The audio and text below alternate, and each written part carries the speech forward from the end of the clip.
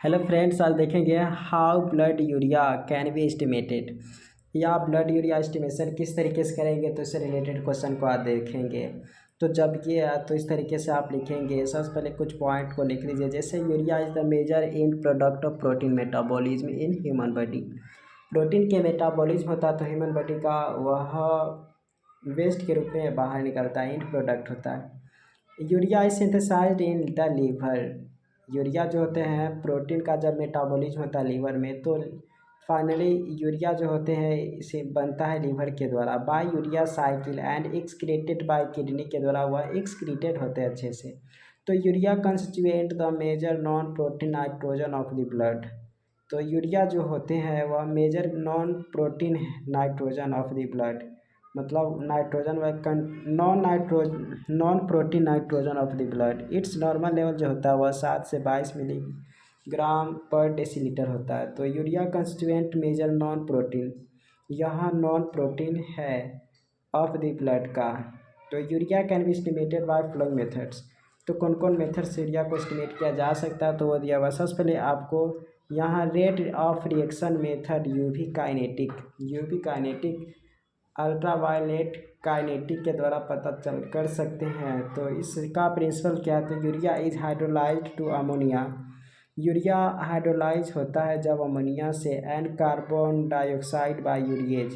तो यूरिएज से ये होते हैं। In presence of ammonia alpha ketoglutarate and glutamate dehydrogenase. तो वहाँ पे देखेंगे NADH इज रिड्यूस्ड होकर NAD+ का फॉर्मेशन हो जाता है। तो यहाँ पे है कि urea is hydrolysed to ammonia and carbon dioxide by urease in presence of ammonia alpha ketoglutarate and glutamate dehydrogenase.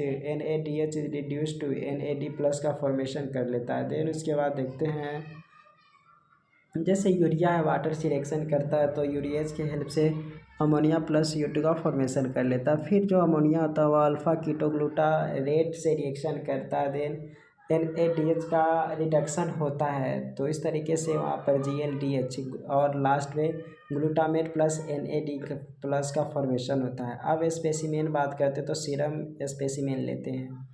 Reagent में देखेंगे तो एंजाइम वाइल्स लेंगे, एंजाइम वाइल्स, फिर डाइलुएंट एट pH 8। उसके बाद यूरिया नाइट्रोजन स्टैंडर्ड लेंगे। तो इस तरीके से इतना सारा रिएजेंट को लेना पड़ता है जब ये टेस्ट करते हैं। तो प्रोसीजर में बात करते हैं, तो prepare working reagent by mixing content of 1 enzyme file with 20 millilitre of diluent which is stable at 2 से 4 डिग्री सेल्सियस फॉर 20 डेज। तो prepare working reagent by mixing content of 1 enzyme file 20 millilitre का of the diluent which is stable, जो 2 से 4 degree Celsius पर होना चाहिए, वो भी 20 दिन के लिए। In a cuvette take 1 millilitre of working reagent. तो एक क्यूवेट में 1 मिलीलीटर लेना है ऑफ वर्किंग रिएजेंट, उसमें ऐड 0.01 मिलीलीटर सीरम मिलाना with mix well and note the change in OD, यानी कि optical density per minute change को देखना है। तो in a cuvette take 1 millilitre of working reagent add 0.01 millilitre serum, जो serum add 0.01 millilitre serum mix well and note the change in OD per minute after every 30 second up to 3 minutes तक। ये हर 30 second पर देखना है कि change कितना कैसे आ रहा है।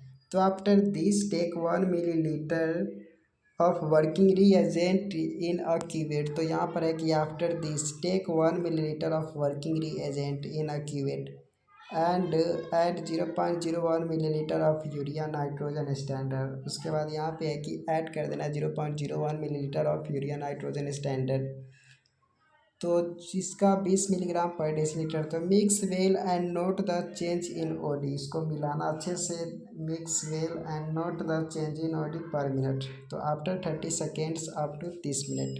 तो ब्लड यूरिया नाइट्रोजन की बात करते हैं, तो यहाँ पे कैसे आप कर सकते हैं, 80 और नीचा देखेंगे, यानी कि टेस्ट ऊपर और नीचा स्टैंडर्ड का गुना 20।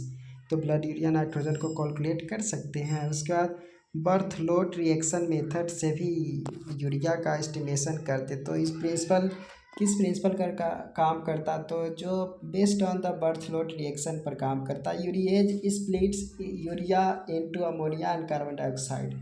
तो जो यहाँ पे है कि यूरिएज जो होता है वह यूरिया को स्प्लिट कर देता है अमोनिया एंड कार्बन डाइऑक्साइड में। The ammonia reacts with phenol. Ammonia जो रिएक्ट करता है फिनॉल के साथ in the presence of hypochlorite to form इंडोफिनॉल।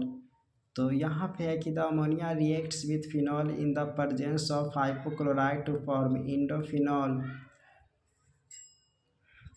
इंडोफिनॉल यहाँ पे बना लेगा which with alkali gives a blue colour compound. तो to form indophenol which with alkali gives a blue coloured compound which can be measured eight 546 millimetre पर वह measured होते। तो principal में देख रहे हैं कि based on the Berthelot reaction urease splits urea into ammonia and carbon dioxide.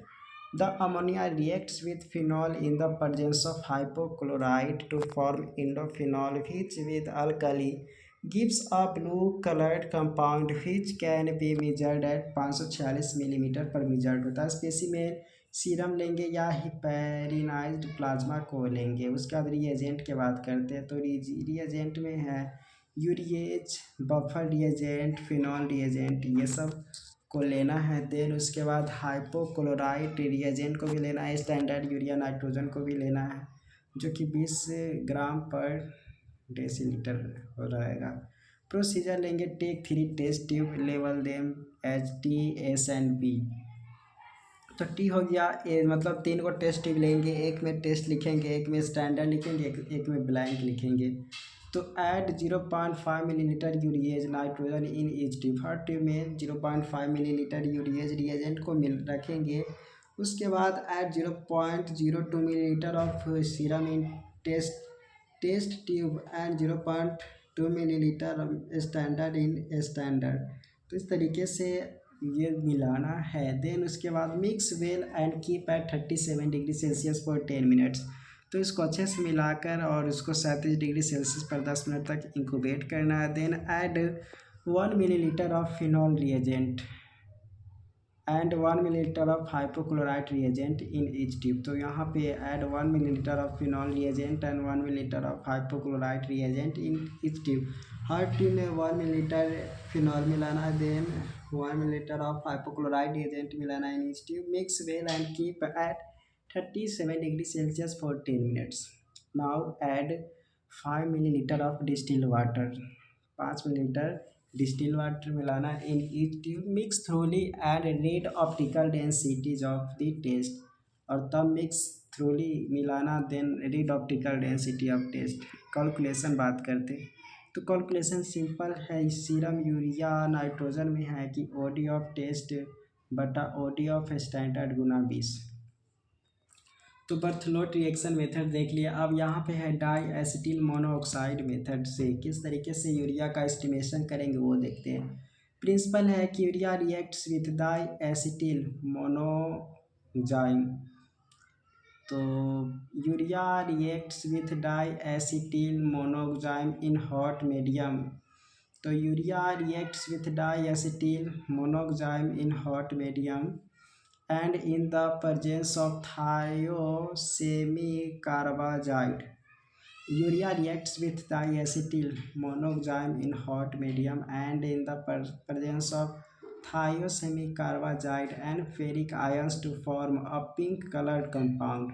तो यूरिया रिएक्ट्स करता है diacetyl monoxime in hot medium and in the presence of thiosemicarbazide and ferric ions to form pink coloured compound. The colour intensity is directly proportional to the amount of urea in specimen. तो generally reaction क्या है कि urea जो react करता है diacetyl monoxime के साथ in hot medium और presence of thiosemicarbazide and ferric ions to form a pink colour compound का फॉर्मेशन करता है। द कलर जो होते हैं यहाँ पे the colour intensity is directly proportional to the amount of urea in specimen. Specimen में हो गया सीरम। अब रिएजेंट में हो गया डैम TSC। डैम में हो गया डाई एसिटिल मोनोक्साइम। थायोसेमी कार्बाजाइड।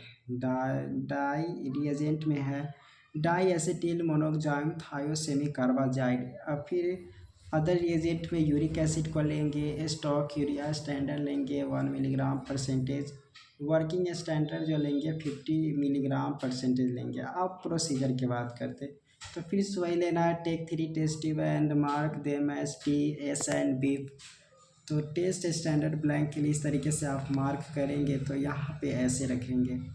तो जैसे डिस्टिल्ड वाटर आप लगभग सभी में रख दीजिए 3.6 मिलीलीटर, स्टैंडर्ड में भी उतना लीजिए, इसमें भी। अब ब्लड का लेना है, जिसमें टेस्ट वाला जो है उसमें आपको ब्लड लेना है। वर्किंग स्टैंडर्ड जो है वह वर्किंग स्टैंडर्ड सिर्फ लेना स्टैंडर्ड में 0.1 मिलीलीटर, 10% सोडियम टंग स्टेट तीनों में मिलाना है, देन 2/3 सल्फ्यूरिक एसिड भी तीनों में मिलाना है।